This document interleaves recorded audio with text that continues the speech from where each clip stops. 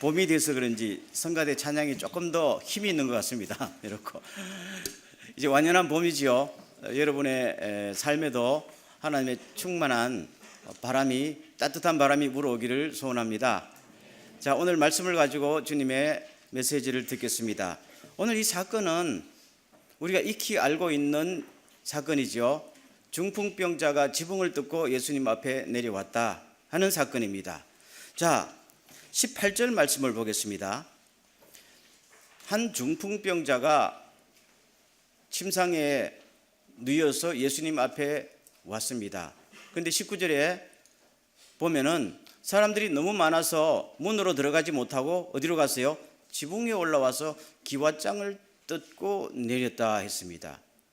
마가복음에 보면은 저 장소가 가버나움이고 저 집이 아마 예수님의 집이라고 다들 생각하고 있습니다. 가버나움에 예수님의 집이 있었거든요.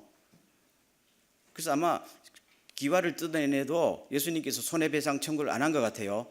본인의 집이니까 편안하게. 근데 저 기와를 벗겼다는 것은 우리가 생각하는 기와는 아닙니다. 저 원래 기와라는 말은 진흙이라는 뜻이거든요. 진흙과 대추야자 잎이 크지요.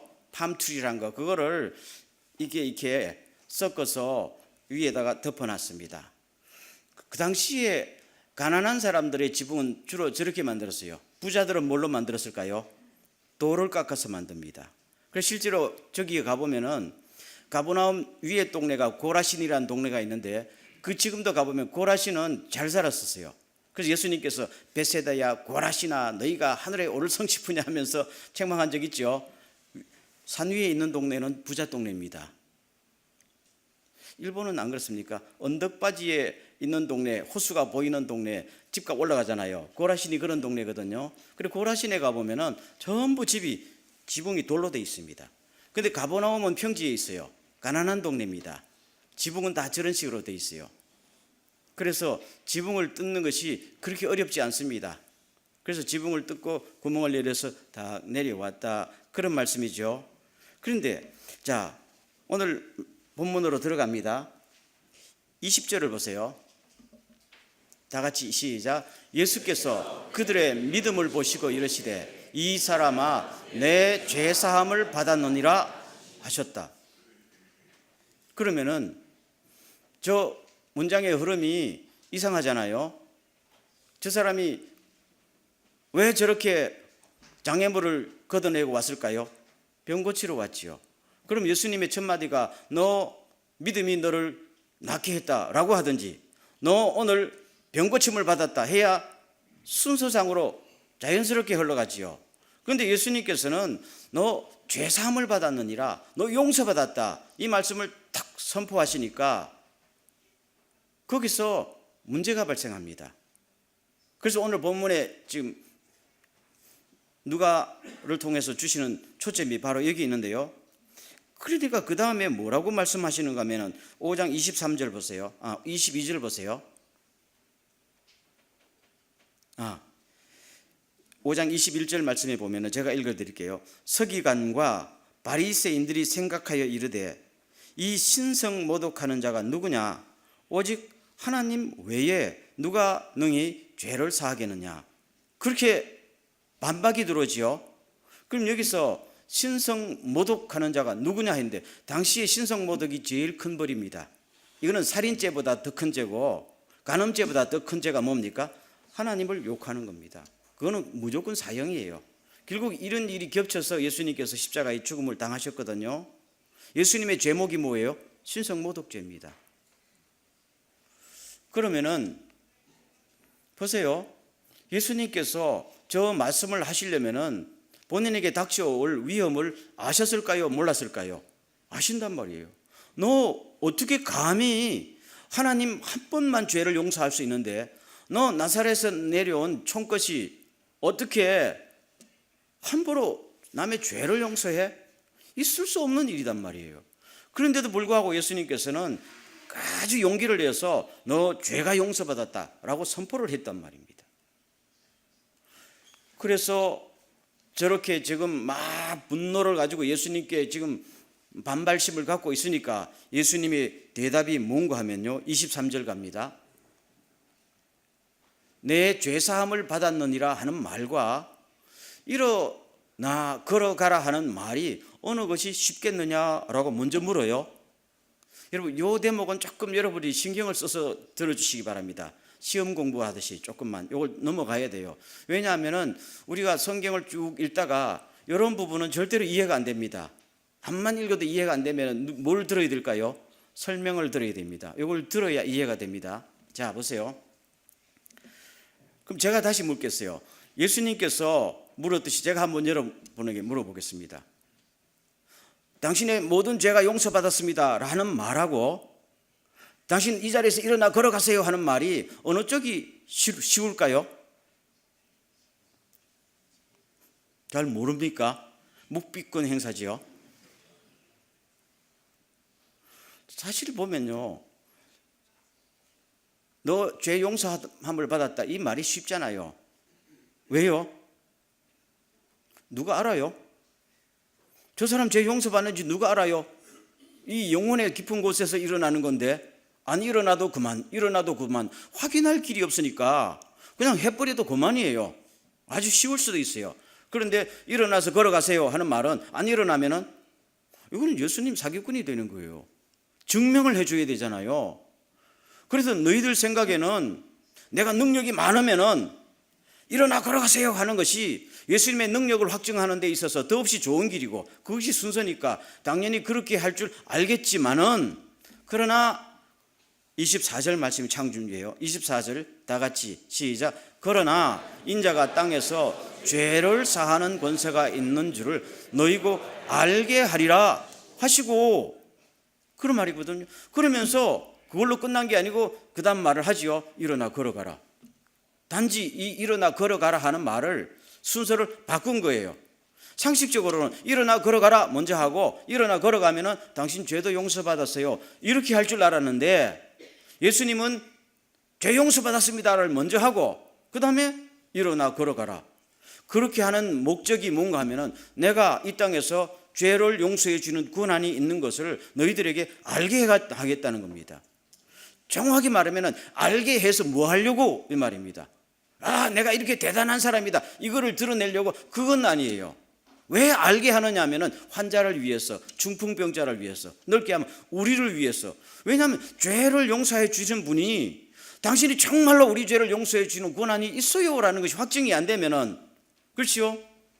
너 용서했어요 하면 무슨 자격으로 나를 용서했어요? 혈액이 있어요 없어요? 없잖아요. 다시 보세요. 예수님께서 중풍병자에게 너 죄가 용서받았다 그러면은 바리새인들 있잖아. 너 무슨 권한으로 감히 남의 죄를 용서해? 그러니까 내가 실제로 용서하는 권한이 있다는 것을 보여주려고 이렇게 하고 있다라고 말했죠. 그러면 바리새인들이 볼 때도, 특별히 중풍병자가 볼 때 예수님께서 자기한테 너 죄가 용서받았다 했는데 그 말을 믿음으로 받아들일 수가 있어야 되죠. 그러려면은 그 사람에게도 믿음이 있어야 되겠지만은 예수님이 당신이 정말로 죄를 용서해 주는 권한이 있느냐 없느냐가 중요하잖아요. 그것을 중풍병자가 확신할 때에 받아들이는 거잖아요. 아무리 예수님께서 너 죄 용서해 줄게 해도 당신이 무슨 권한으로? 그럼 아무 효과가 없는 거잖아요. 그래서 예수님께서 자신의 권위를 물론 드러내기지만은 동시에 누구를 위해서? 중풍병자를 위해서 확실히 저 사람의 죄를 용서해 주려면은 예수님께서 용서해 주는 권한이 있다는 것을 증명해야 되잖아요. 그럼 증명하는 방법이 뭐예요? 하면은 바로 저 말씀이에요. 한번 다시 들어보세요. 유대인들이 생각에 그들의 상식적으로 중풍병자의 그 병이 걸린 것은 무엇 때문이라고 생각할까요? 죄 때문이라고 유대인들은 십중팔구 그렇게 생각해요. 그런데 예수님께서 너 죄를 용서받았다라고 선포하고 그 다음에 일어나 걸어가라 하니까 일어나 걸어가잖아요. 그럼 일어나 걸어가려면은 그 원인이 제거돼야 일어나 걸어가지요. 그렇지요? 그러니까 중풍병자가 일어나 걸어가네. 왜 걸어가느냐 하면은 예수님께서 방금 뭐라고 말씀하셨어요? 너 죄가 용서받았다. 그럼 죄가 용서받았다 하는 순간에 이 사람의 죄가 뭡니까? 없어졌어요. 없어져서 원인이 없어지니까 그냥 일어나 걸어가는 거 아니겠어요? 그러면 예수님께서 너가 죄를 용서받았다 할 때에 예수님께서 죄를 실제로 용서했고 용서하는 권한이 있다는 것을 뭐를 통해서 실증한 겁니까? 병자의 회복을 통해서 실증한 겁니다. 그러면은 병자도 또 일어나 보니까 내 원인이 치료되었고 따라서 내 육체까지 다 치료됐구나. 예수님은 정말 나의 죄를 용서하실 수 있는 분이고 나는 용서받았구나 하는 확신, 이거는 몸의 회복을 넘어서서 뭐가 있어요? 구원의 감격까지 이라는 놀라운 효과가 있는 겁니다. 그래서 예수님께서는 당신 자신에게 상당한 위협이 있는 줄 알지만은 위협을 무릅쓰고 그렇게 하신 것입니다. 아멘. 예수님은 바로 이런 분이시다 하는 것을 드러냅니다. 인자에 온 것은 잃은 자를 찾아 구원하려 함이로다. 아멘. 여러분, 시들은 나뭇가지가 잎도 나뭇가지도 그냥 말라가고 시들어가면은 사람들이 그 나뭇가지를 살리려고 나뭇가지에 비료를 줍니까? 잎퍼리에 비료를 줍니까? 아니지요. 아무리 모르는 사람도 땅 파고 뿌리에 비료를 주잖아요. 우리가 시들어가고 중풍병이 걸리고 가정에 무슨 문제가 자꾸 생겨나면은 그 원인은 뿌리에 있는 거 아니겠어요? 그 뿌리는 누굽니까? 하나님과 나의 관계. 하나님과 나의 관계가 잘린 것은 죄 때문이니까 이것을 이어주는 것이 뭐래요? 용서. 용서는 내가 하나님 앞에 회복됐다. 은혜가 회복됐다. 그래서 예수님께서는 이 일을 하러 오신 겁니다. 제가 거듭 말씀드리지만 예수님의 목적은 단지 중풍병 하나 고치려고 오신 거 아니에요. 중풍병을 통해서 우리에게 영원한 문제를 회복시키시러 왔단 말입니다. 그래서 너 죄가 용서받았고 나는 확실히 여러분들의 죄를 용서할 권한을 위임받았고 이제 병고침을 통해서 병고침뿐만 아니라 죄가 다 회복됐습니다. 하나님께 이제는 받아들여졌습니다. 놀랍잖아요. 아멘. 오늘 이 초점이 여기에 있다는 사실입니다. 예수님 말씀하셨지요. 이와 같이 하늘에서는 회개할 필요가 없는 의인 99보다 회개하는 한 사람을 두고 더 기뻐하실 것이다 라는 말씀. 오늘 주님의 관심은 나에게도 똑같이 내 영혼의 문제에 있다는 사실을 꼭 기억하십시오. 아멘. 그리고 두 번째 포인트로 갑니다. 아무리 그래도 그렇지 예수님께서는 이 환자를 보시자 말자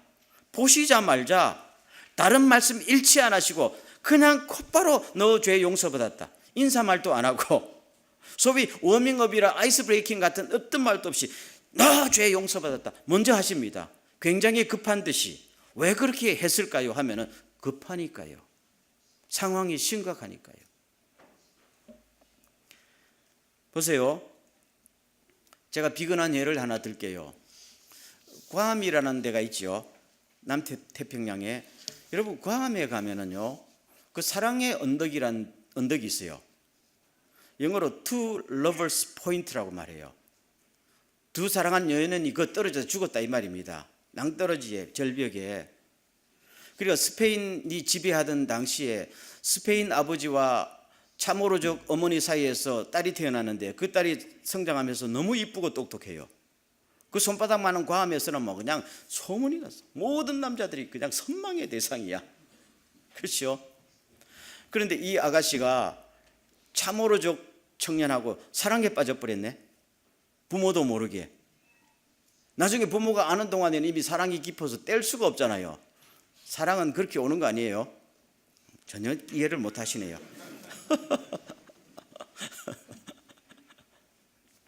주님과의 사랑도 그렇게 와요.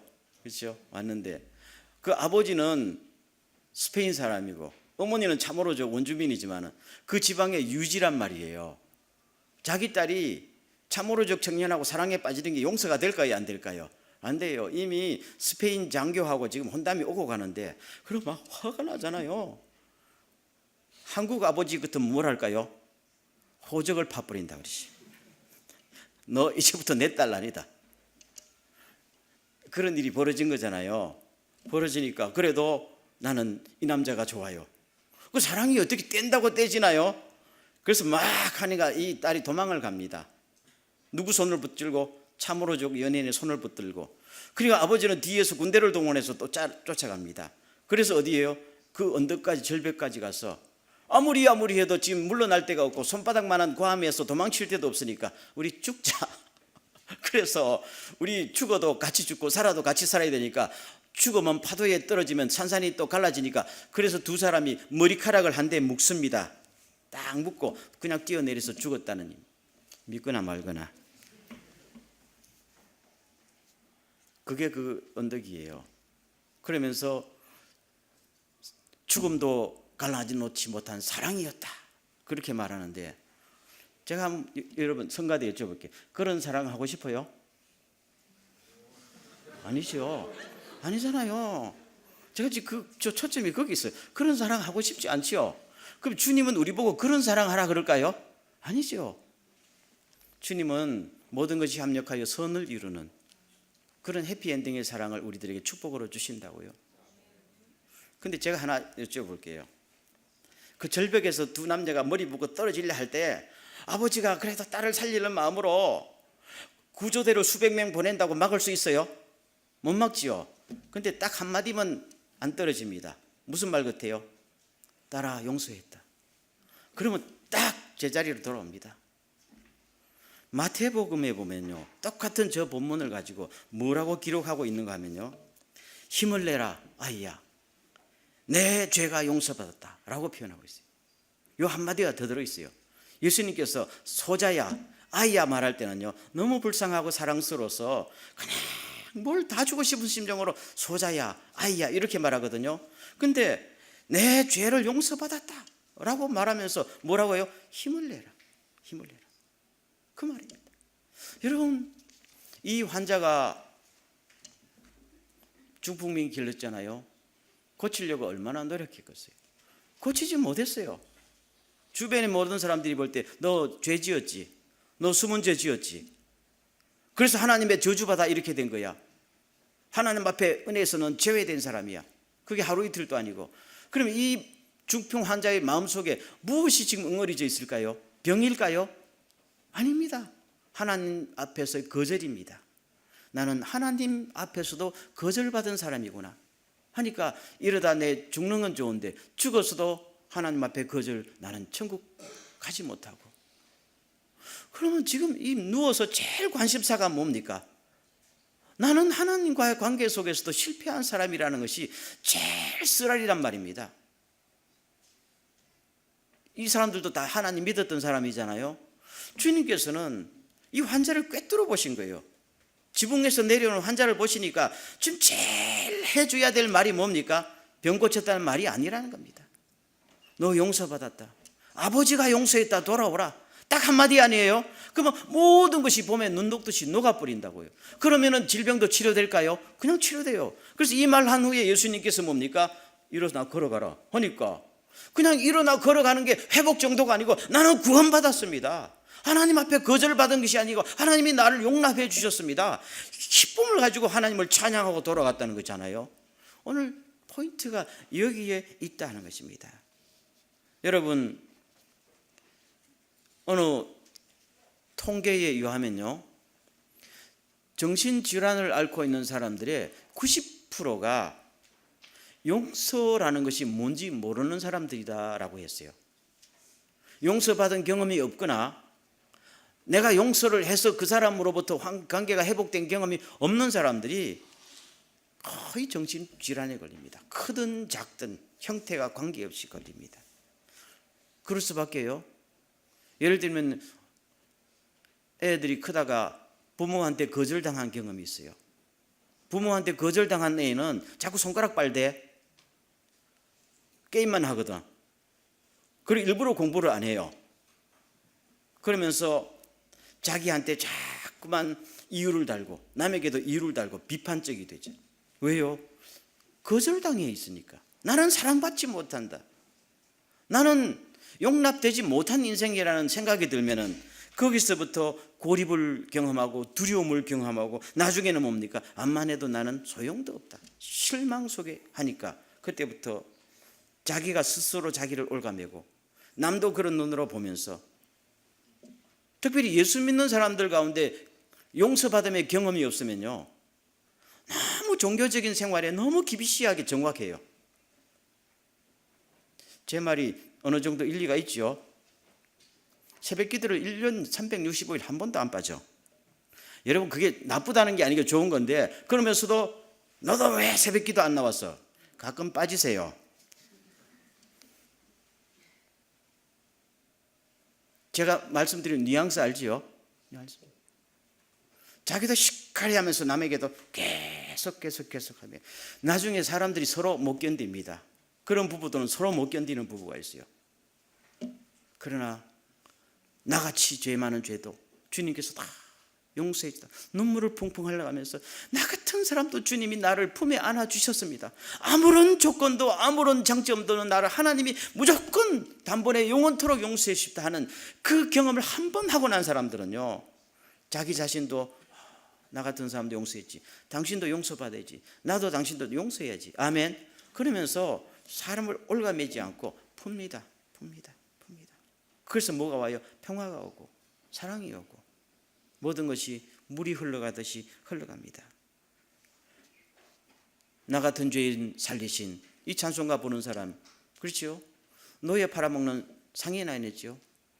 나중에 예수 믿고도 내가 옛날에 노예 팔아먹었던 죄가 생각하면 견디지 못해서 또 죄책감에 시달리고 죄책감에 시달렸던 거 아니겠어요?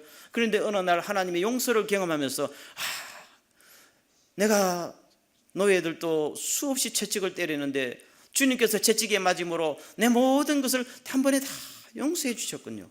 이걸 그냥 느끼는 순간에 나 같은 죄인 살리신 하면서 나중에 목회자가 되어서 수많은 사람에게 주님의 용서를 전했단 말입니다. 여러분 이게 신앙의 출발점이잖아요. 우리 신앙의 출발점은 내가 기도 응답을 받았습니다, 하나님의 축복을 받았습니다, 여기에 있는 것이 아니에요. 용서함 은혜의 경험이 없이 자꾸 축복만 받으면 믿음이 미심으로 빠지게 돼 있어요. 기복으로 빠지게 돼 있어요. 때문에 우리의 신앙의 출발점은 항상 하나님과 나와의 관계 속에서 하나님이 나를 아무 조건 없이 품에 품어주셨습니다. 그래서 예수님께서 제일 급하니까 나 용서받았다고 먼저 선포해 주십니다. 그러면서 모든 응어리가 다 풀리니까 모든 것이 그냥 회복되는 줄로 믿습니다. 그게 안 그러면요, 꼬리에 꼬리를 물고 악순환이 됩니다. 뿌리를 안 고치면요, 중풍병 고치면 우울증 오고, 우울증 오면 신경증 오고, 신경증 오면은 또 뭡니까? 인간관계 뒤죽박죽 됩니다. 언제까지? 죽는 날까지.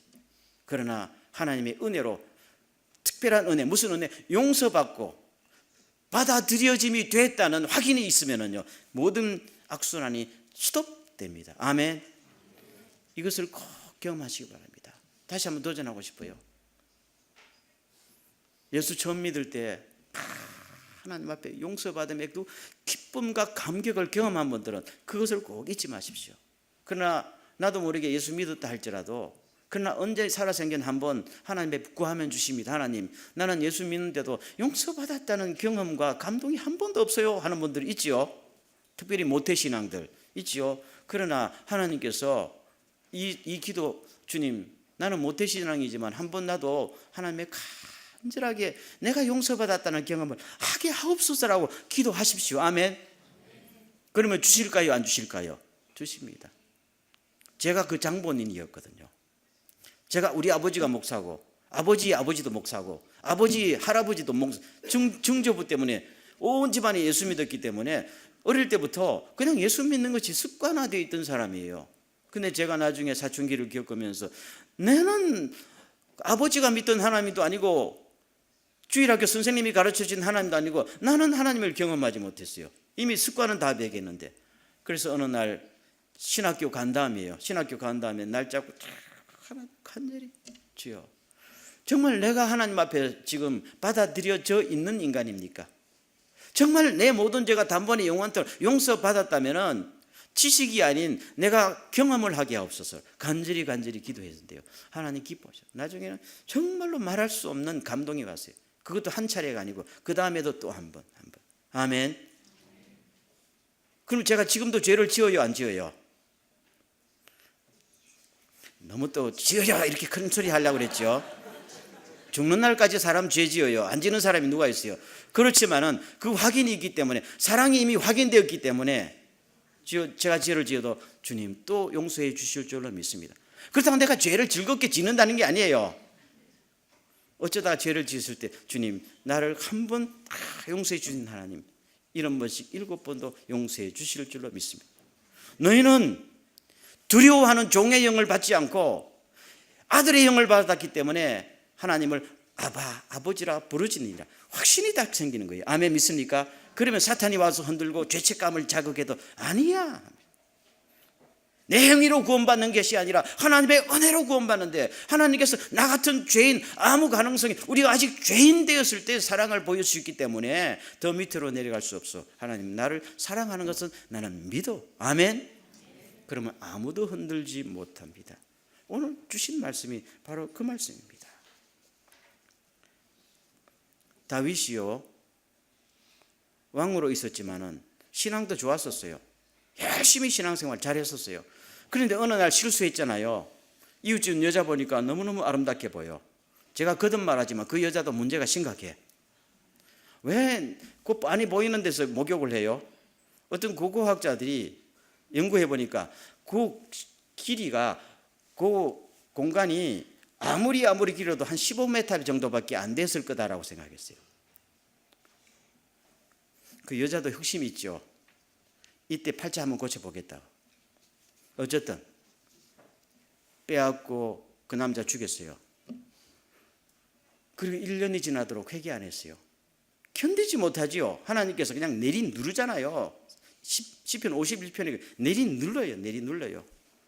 하나님과의 관계가 끊어졌다니까 밥을 먹어도 모래알처럼 되고 용상에 앉아도 안 되고 견디지 못하는데 어느 날 하나님께서 은혜를 베풀어 주십니다. 저러다 저 인간 아직 말라 죽겠구나 싶으니까, 그래도 하나님이 다윗을 사랑하시잖아요. 누구를 보냅니까? 나단 선지자를 보내서 회개하라 그러잖아요. 그때 기다렸다는 듯이 용상에서 내려앉아서 죄를 뒤집었으면 용서해 주세요. 진심으로 그러니까 하나님께서 뭘 주셨어요? 그냥 지식으로만 준 게 아니라 너가 용서받았다는 감격을 주신 겁니다. 아멘. 확신을 주신 겁니다. 그리고 막 얼마나 울었고 또 감격했는지 모르지만은, 그리고 난 다음에 쓴 시편이 몇 편인가 하면요, 시편 32편입니다. 그래서 거기서 뭐를 쓰는가 하면요, 잘못을 용서받고 하나님이 죄를 덮어주신 사람은 참으로 행복합니다. 아멘. 그러면서 자기 인생을 다시 일어나서 쭉 가서 나중에는 하나님 보시기에 이스라엘 임금 중에 가장 훌륭한 기준점이 되는 임금이 된 줄로 믿습니까? 이게 오늘 주님이 강조하신 거란 말입니다. 이거는 용서함의 그 확신과 감격은 왕의 자리와도 바꿀 수 없는 영원한 축복으로 들어가는 문을 여는 거 아니겠어요? 우리 신앙생활에 있어서 가장 중요한 이 축복 놓치지 않고, 없으면 달라고 하세요. 아멘.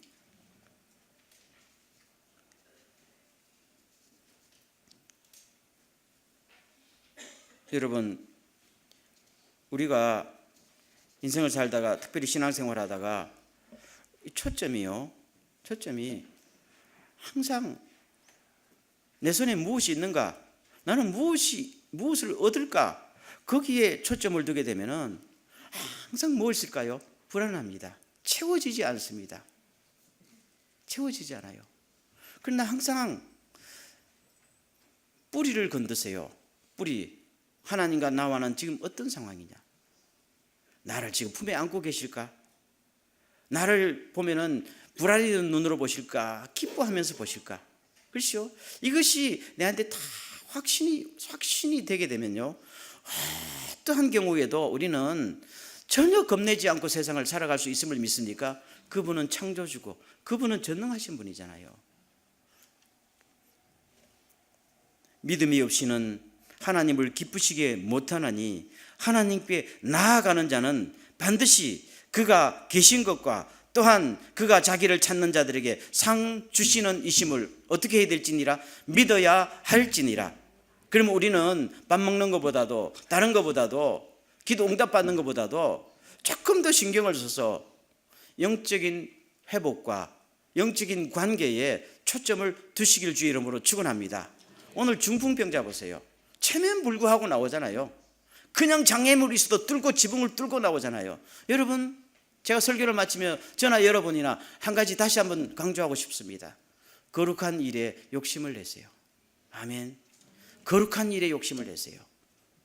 핸드백 욕심 내지 말고, 먹는 거 욕심 내지 말고, 거룩한 일이에요. 거룩한 일에 욕심을 내서 지붕을 뜯을 정도로 욕심을 내세요.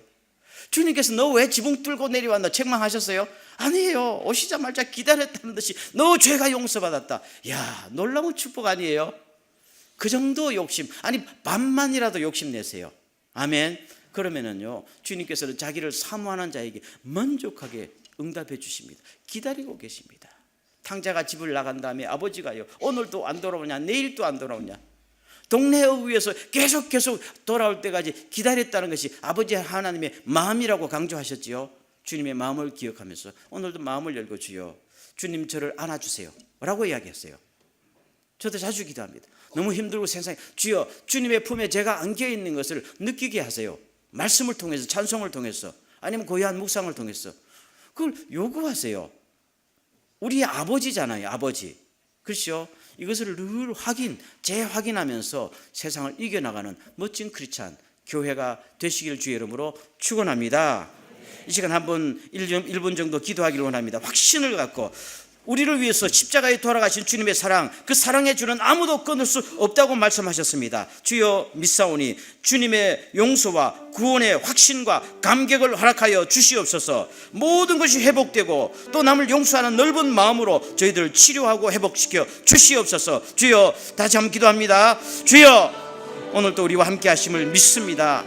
전능하신 하나님, 주님의 용서와 주님의 받아들여짐과 구원의 확신과 감격을 주여 간구하는 자에게, 사모하는 자에게 선물로 주신다고 약속하셨사오니 회복시켜 주시옵소서. 이 뿌리가 치료되고 문제가 해결되고 모든 것이 회복되고 모든 것이 다시 한번 꽃을 피울 수 있는 상태로 나아갈 수 있도록 은혜를 베풀어 주시옵소서. 우리 스스로를 얽매고 스스로를 속박하고 스스로를 정죄하고 죄책감에 시달렸던 모든 짐을 주님 앞에 내려놓사오니 주여 저희들을 풀어, 아버지 저 푸른 초장에 차보로 망아지처럼 저희들을 풀어주시옵소서. 푸른 초장의 모든 풀을 먹는 풀어주시옵시고 주님 안에서 안식하며 평화를 누릴 수 있는 이런 은혜를 베풀어 주시옵시고 이 넓은 마음을 가지고 다른 사람도 용서하고 한군데 끌어안는 이 은총을 베풀어 주시옵소서. 믿습니다.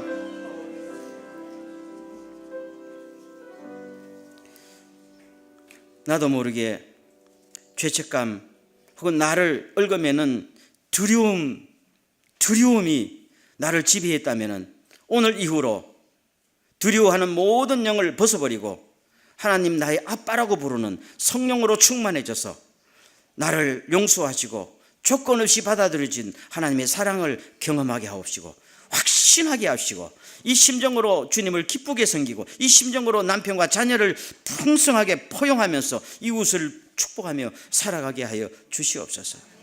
믿습니다. 예수님의 이름으로 기도하옵나이다. 아멘.